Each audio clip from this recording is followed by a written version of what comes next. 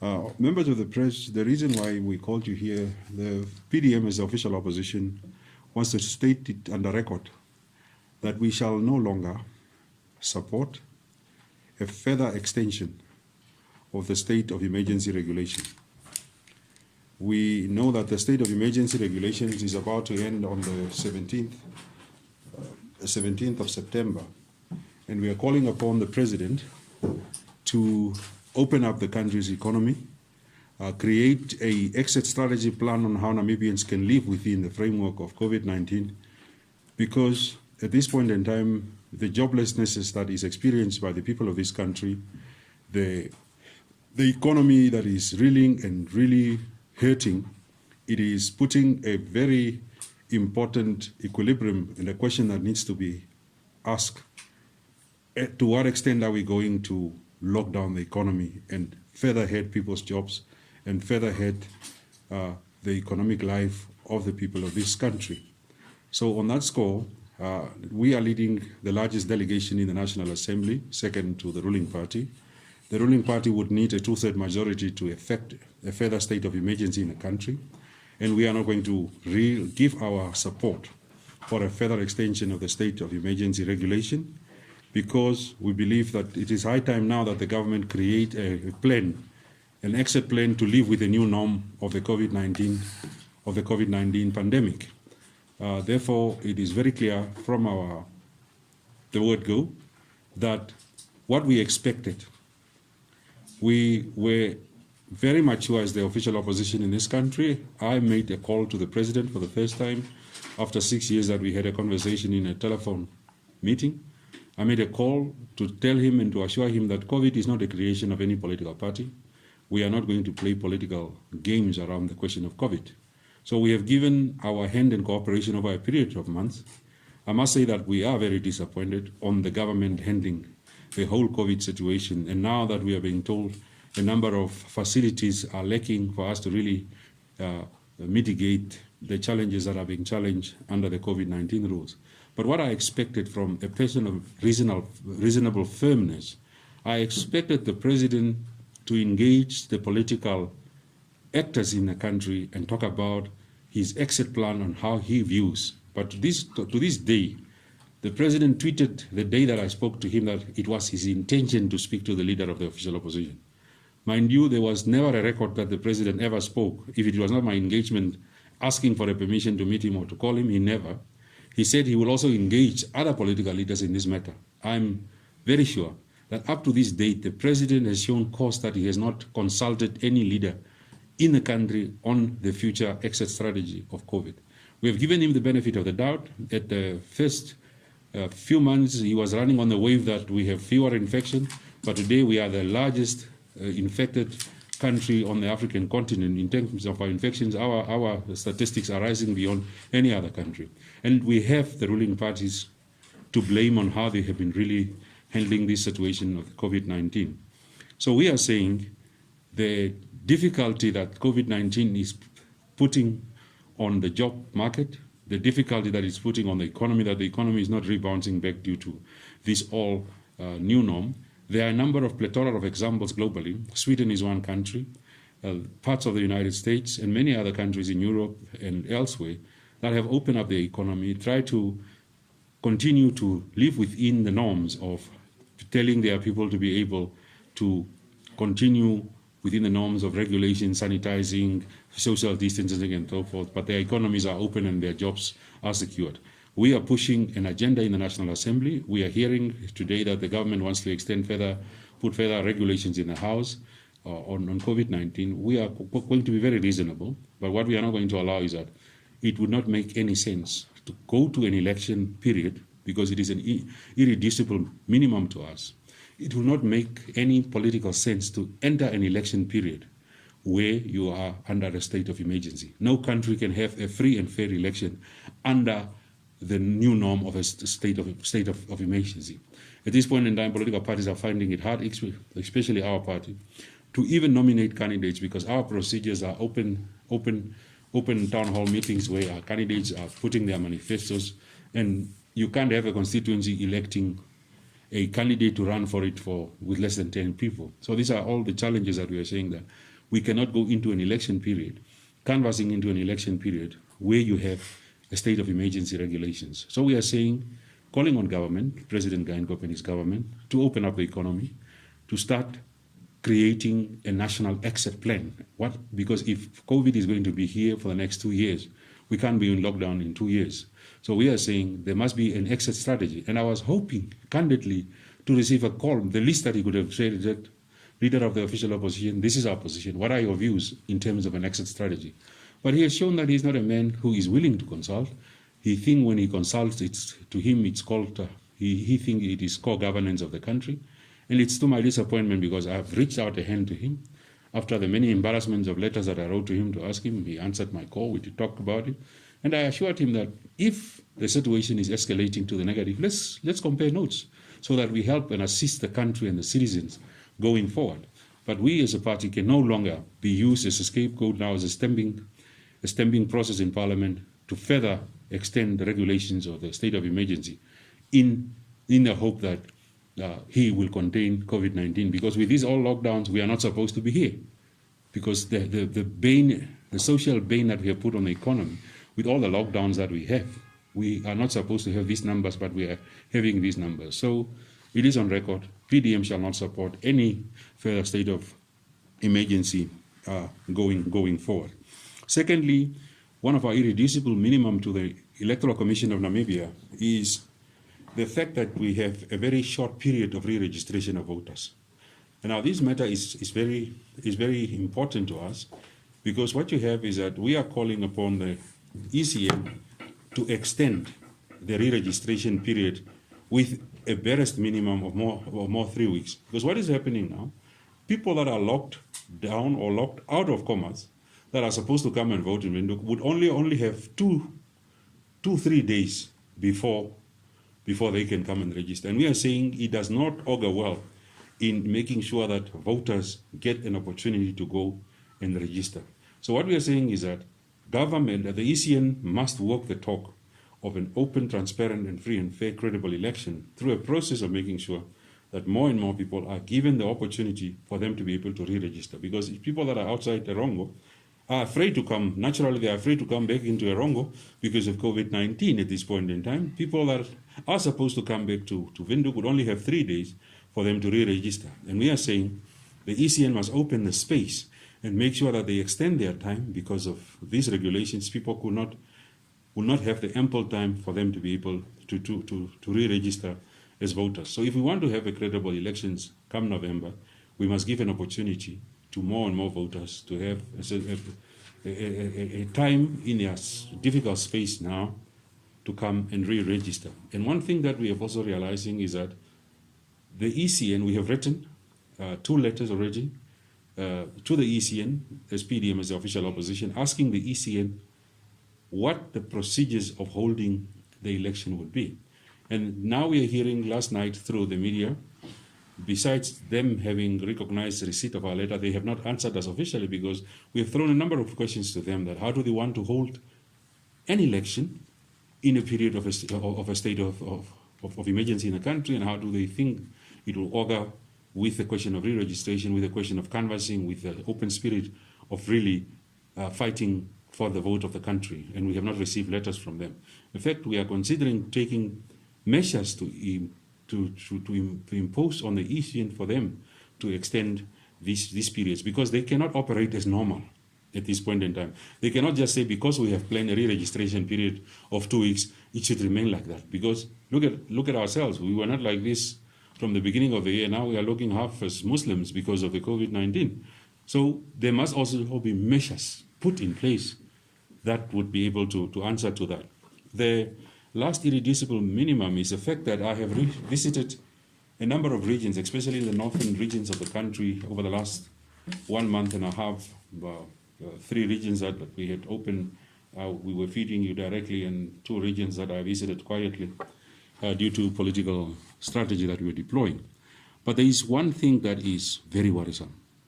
It's the fact that we are sitting with Angolan voters in Angola, southern of Angola, with Namibian voting cards. And this is why you are having this statistic of over 1.3 out of 1.3 or 1.4 voters, 1.4 million voters. 1 million cannot vote in urban centers, and only 300,000 can vote in the whole 57 local centers in the country. Now, this is the experience that we have picked up, especially in Musati or Hangwena, the two Kavangos that are the regions that are to the border. In Kavango, you are sitting with Angolan citizens that are living in Namibia, that do not have Namibian citizenship. They don't get pension. They are not qualifying on any benefit in this country, but the rest of the document that they have a voter's card. So, and if you look at the volatility of our borders, that there is no border control and the lack of border control between Namibia and Angola is a deliberate attempt by the ruling party, SWAPO.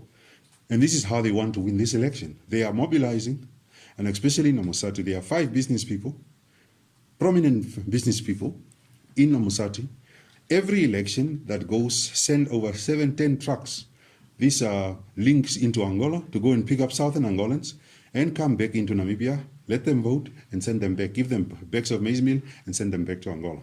So we are saying ECN must show the cost, because if you look at the statistics, and we are at the point where we are doing verification, it's not going to be a very easy process. But we have visited, especially in constituencies, particular constituencies, we did mock visits. In one constituency where you have 45 villages, we did 25 villages, just to do a mock example. That it is said that in one constituency, there are over 12,000 people that are living there. But if you go to 20 villages, core villages in that region, you are finding less than 2,000 people in 50% of that constituency. And it tells you that, where is the rest of the people coming? Those numbers are being shot up by voters in Angola. And we are calling upon the ruling party, because they are the one who are using this strategy. Because what is happening between Namibia and Angola? Go to Okapalelo border post. If you go to Okapalelo border post, and there are pictures that you can run, what distinguishes Namibia and Angola at Okapalelo border post is 2 old poles. That is a border post. A poles of, not even my kraal or any village kraal would look like that. Even the villages that are living there. So at Okapalelo border post, and this is one example. When we have visited, I have visited probably 10 border posts across our northern border during my visit, and other MPs that were going around. And it shows these borders are left like that deliberately. Because if you have stronger measures of border control, people will not be able to come. So we know of the situation that Angolan citizens uses our medical facilities. At Okapalelo, those people walk into Namibia to come and fetch water. But when we were speaking to people in southern Angola, because we went into southern Angola, illegally, we went into southern Angola, and we were talking to people that are saying, how are you having a voter's card? They say, yes, we vote for MPLA. We are told, vote for MPLA in Angola, vote for SWAPO in Namibia. So every election, we come in, we vote, and we go back. So the ruling party has only one last shot. And this is why they are saying we will still continue to control the rural vote, because the mass of our country is in the rural vote. But they are shoring up the numbers in the rural vote by using Southern Angolan citizens that vote in this country. And the fact of the matter is that, Mr. President, how can you be a prime minister for a period of over 14 years? How can you be a president in your second term, and you have border posts, and all you have to show between a country to another country is 2 old rock poles that are sitting there? And we are saying ECN and the regional councillors of SWAPO are using this tactic of sworn statements, because this is how they get the people. Because when we visited the border post in Kavango, we were asking old people that, Meme or Tate, how is it possible that you are not a recipient of the old age grant? I said, no, these people only uses me for the election. During the election, they have given me a voter's card. My parents were born in Angola, but I have been living in the country for the last 15 years. I have no Namibian identity. When I apply for an identity document, I'm told I'm Angolan. When I want the document in the country, I'm told I'm Angolan. But when it comes to election, the councillors comes and picks us up, let us vote, and we come back, and that's all that happens with our lives. So we are sitting with a serious conundrum of citizens of what you would call, what would be termed in immigration rules, that it's the undocumented citizens. You have undocumented citizens in Namibia, living in Namibia, but the only documentation that they have is a voter's card. You have documented Angolan citizens that are sitting with Namibian documents, voters' cards in the country. What are we going to do? We have compiled a letter that is to be dispatched to the commissioner of the Electoral Commission that will be copied to the Prime Minister and the Minister of Home Affairs. But what we know is happening, and we are having it on good authority.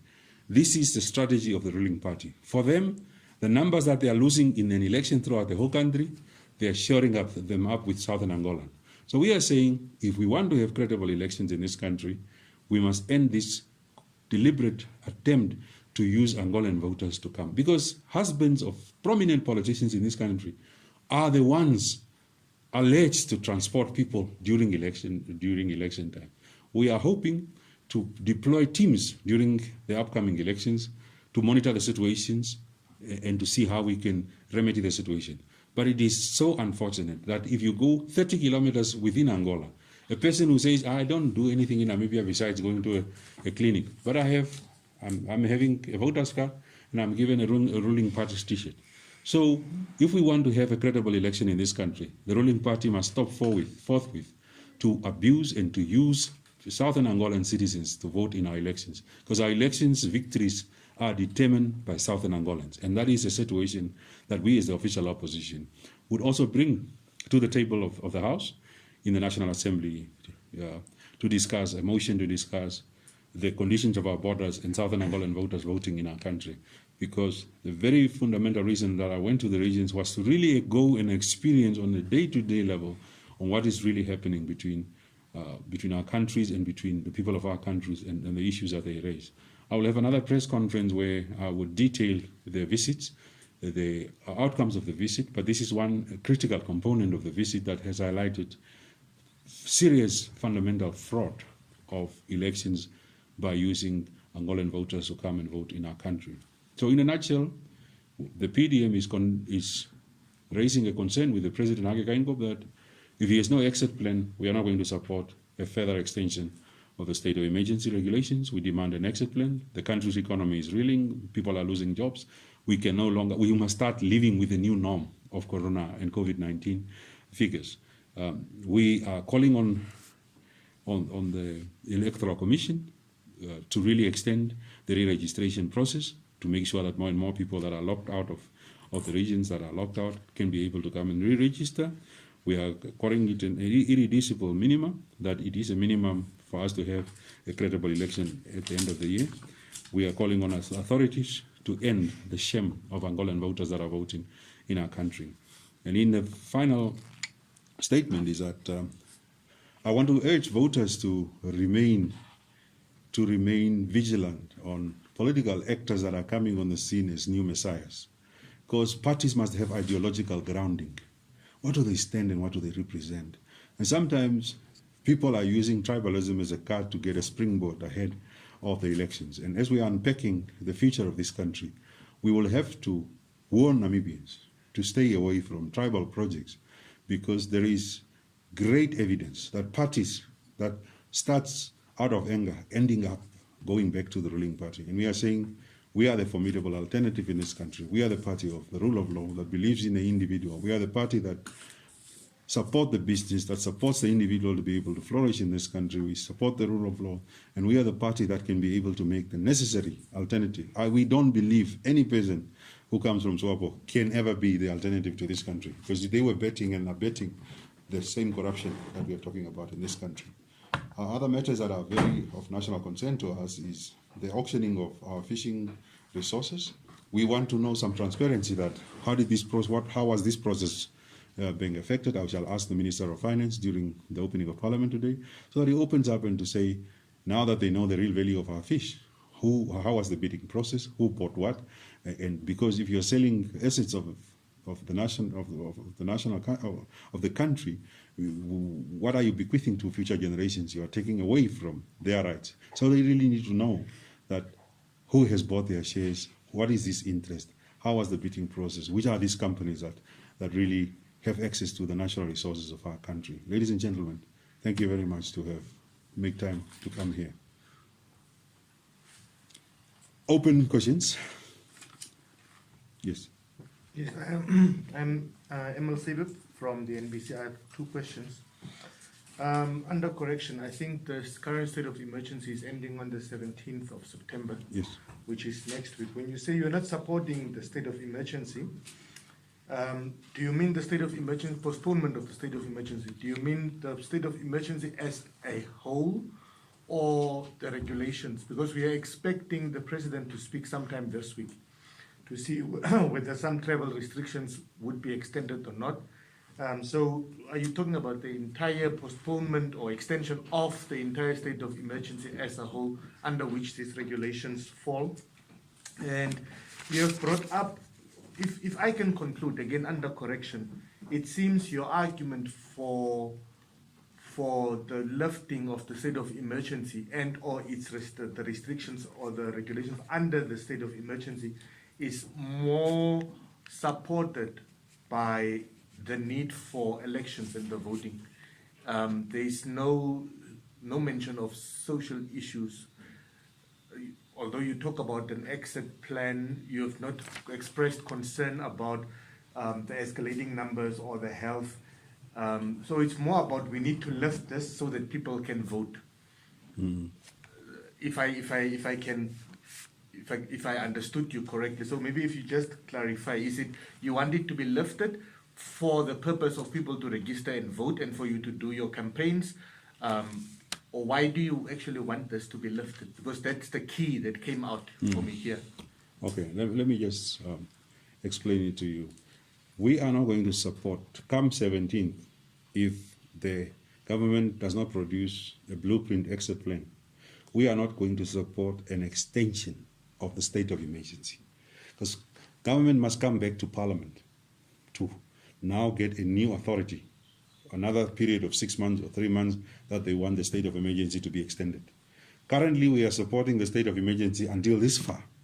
But what we have seen with the state of emergency, while we are having these lockdowns, our figures should have shown to go into the negative. Our figures are going into the positive. So the lockdown in itself has not helped us to really control the disease or the spread of the pandemic. It is escalating.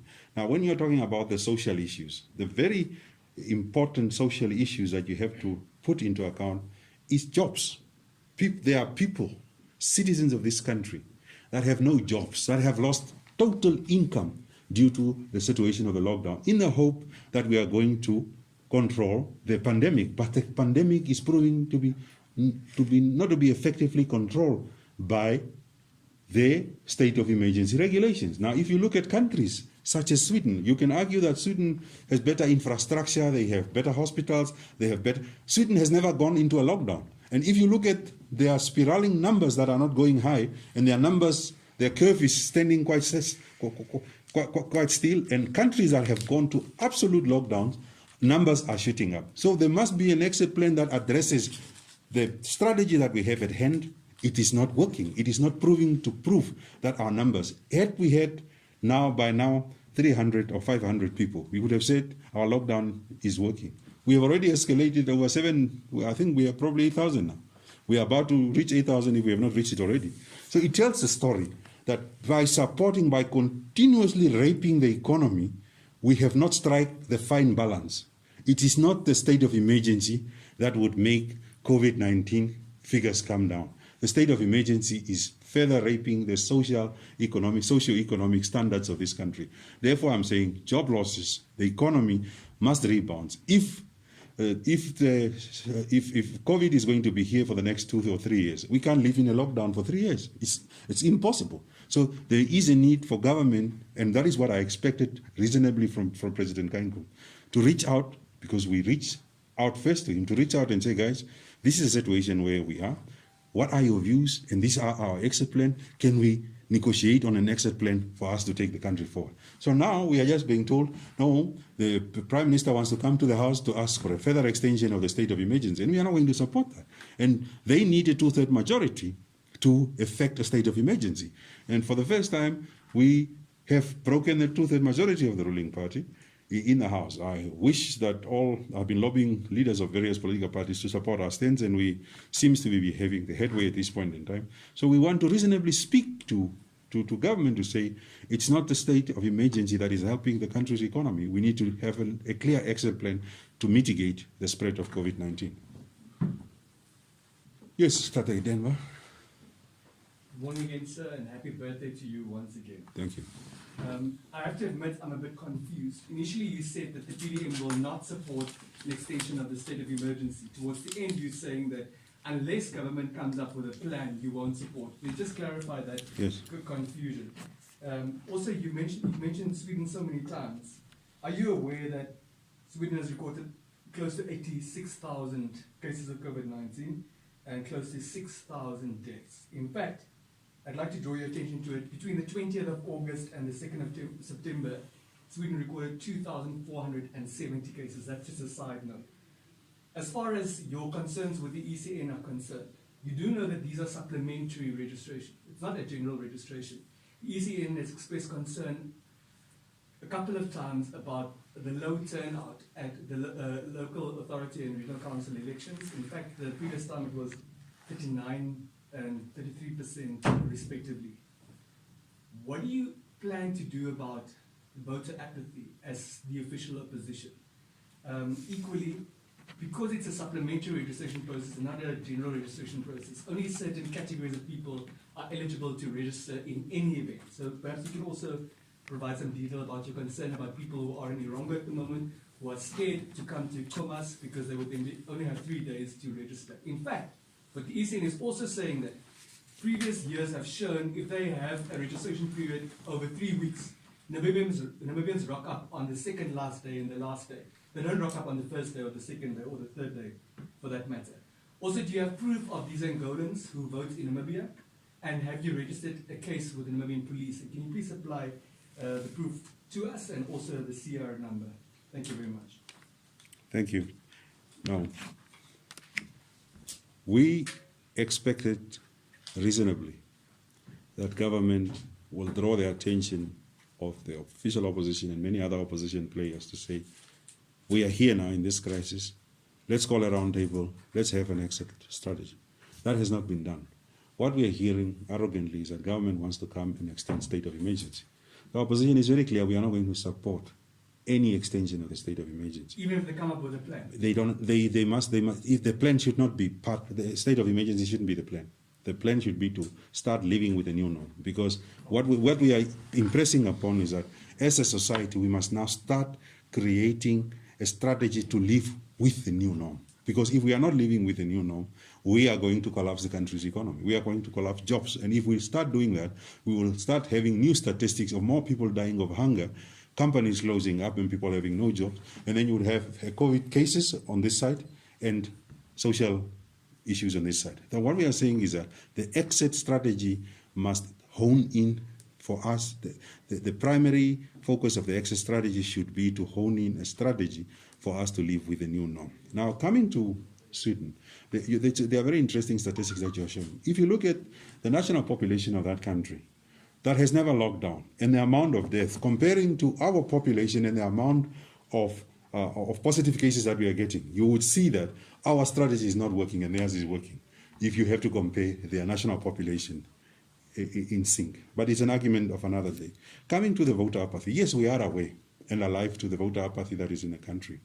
But we are alive to the fact that if Denver comes to me and say, look, I was under a quarantine facility, I left a day or 2 days, or I'm still under a quarantine facility and I couldn't come into my region to come and register, you can't deny that person a right to fix his voting document. You must give him that right. That is why we are saying, if it was a normal situation that we didn't have a state of emergency, where we didn't have lockdown regulations, the voter supplementary registration should have been allowed to go as is. But because of the situation of COVID-19, there must be reasonable grounds by ECN to extend that time framework to allow those people that are coming at the late minute for them to be able to have a right to vote. The ECN must come to the board and say, because of the situation that the country is experiencing and the world is experiencing, we have also designed a new strategy to accommodate. There must be reasonable accommodation for voters to have more time. A voter should not be denied a right just because he came a day in late or he was in a quarantine facility. So reasonable time must be given, and that's why we are saying, yes, we are asking. In terms of Angolan voters, we have done a number of mock voters, taken their voters registration number. But it's very difficult to put a case into the police because we know the system. This is a systemic fraud. It's a question of conscience. You can't make 100 cases and say these people are Angolan voters because of their CR numbers, therefore they must be arrested. That's not how you fight it. You must fight it from a conscious level, that government should not use non-Namibians to vote in this country. This is a conscious leadership is needed on this matter. That if we really want to have a credible poll, let's strengthen border control between our countries. Let's not go in and bring trucks. Because if you start, that question was raised at the Zoom virtual meeting of the executive of the party, say, let's make cases. And I said, how many cases are you going to make? If these people are over 100,000 people are voting in this country, it's conscious. 100,000. These are a lot of people that are voting in this country. It's not a joke. If you go to Angolan, and I want Denver, if the media had money, I want you to go to the border post of Oshikango and come election day and see the amount of people that are entering the country, saying that we are going to enter. The borders are clearly open for them to come and vote. These are thousands and thousands of Namibian, Southern Angolans that are voting in this country. So what we need is conscious leadership. How is it possible? And then the conscious question is, how is it possible that someone who is 70 years of age cannot get an identification document in Namibia, does not have a birth certificate, does not have any documentation, but that person has a voter's card? It tells a story that the first thing that you must have is to have a birth certificate. If you don't have a birth certificate, at least there must be an identity document because showing that you are a Namibian citizen. But you have no citizen to prove. The only card that you have is a voter's card. So councillors that are running those constituencies know how they are winning these numbers where the opposition will get 500 votes and the ruling party get 9,000 votes. They know that these people do not come from this country, and they are influencing them. And because they are afraid they are using, the bait is that they are using services in the country. They come and use the hospitals, they come and take water, they come into the country to come and use its infrastructure. And the bait is, if you are doing that, get a voter's card and vote this way. So it's a conscious decision. Hello. Good morning and happy birthday also from the Udita freelance journalist. Thank you. Mr. Benani, the story of Angolan citizens voting in Namibia is not new. Each election that rumor comes up and the suspicions, and people have observed buses and truckloads overnight, etc., etc. I want to latch on to what Denver asked. Where is the proof? I mean, it looks like you now got closest to this whole Angolan voter saga. But did some of the fellow travelers or your delegation with whom you went, did you take video clips? Did you photograph these voter cards? Yes, we did. And to actually build a case. We have built a case, and for the first time we are bringing this issue to the table of the House. Because as I'm saying, yes, we did video clips of old age Namibians that are living in the country for a period of 40 years that are told by councillors, you are not going to benefit because your parents came from Angola, but the only documentation that they have is a voter's card. We have seen people within Angola that are saying, to us it's normal. We vote MPLA in Angola, we vote. So we have taken some videos, but as we are saying, this is a conscious leadership needed in this matter. And we are building a very strong case. We are writing to the Minister of Home Affairs and Immigration. We are writing to the Prime Minister. We are tabling a motion in the House to discuss Angolan voters in the country. Do you think this is the kind of arrangements? I mean, Namibian soldiers were in the backyard of southern Angola for many years for the liberation struggle. As a thank you, the southern Angolans use our medical facilities for free, which is a known fact. As a kind of thank you for bearing with the liberation struggle in southern Angola. And do you think this is kind of a trade-off Yes, We it- use our schools, our facilities, but every 5 years or every 4 years, you guys got to vote for us. Yes, it's an organized trade-off between. Okay, thank you. It's a trade-off. Yeah. Even the authorities of MPLA are very alive to these matters. I would like to know, what is the PDM proposing? You're saying that the state of emergency and the accompanying regulations rape the economy, yet these measures don't save lives or don't protect the health and well-being. What is the No, PDM it proposing probably as saves an life. alternative about how we can go about striking that very important balance? Because it's one thing to now on your insistence open up the economy and then hundreds and thousands of Namibians pass away en masse. Well, Namibians will pass away anyway, because the figures are not showing. We are deliberating. Sorry, I didn't hear that part. I just feel No, what we are saying is that our exit strategy is that we need to sanitize the shanty towns. Because if you look at the availability of water, at the beginning, one of the discussions that I had with President Gaingo was that let's do more to create sanitized shacks. Now, what we are seeing, the administration is building homes without toilets, which is counterproductive to really protect. If you look at the amount of water tanks that are in Havana today, you are seeing a dark situation. This is why the disease or the COVID pandemic is escalating because of a lack of sanitized shanty towns. So what we need to do, our strategy is for us to be able to really put those measures. If you look at Kavango, rural Kavango and rural Msati, 70% of the rural population of Namibia do not have masks. Availability of masks is not there. So what we are saying is that these are the things that we must do to make sure that we provide enough masks. The whole of Kavango, 70% of the rural population of Kavango do not even wear a mask. And that is where you need to control, to make sure that every Namibian has access to a mask, at least one or two masks. And you need to create centers of production in regions. Every region must be able to create its own mask. And this is also some attempts to create employment for our young women and young men that can be able to produce this mask in mass. So what we are saying is that it's not the lockdown of locking down the economy that is really helping. So our exit strategy is for us to live with a new norm, we need to escalate access to water. We need to escalate access to schools, to shanty towns. We need to mask up. We need to continue to promote social distancing.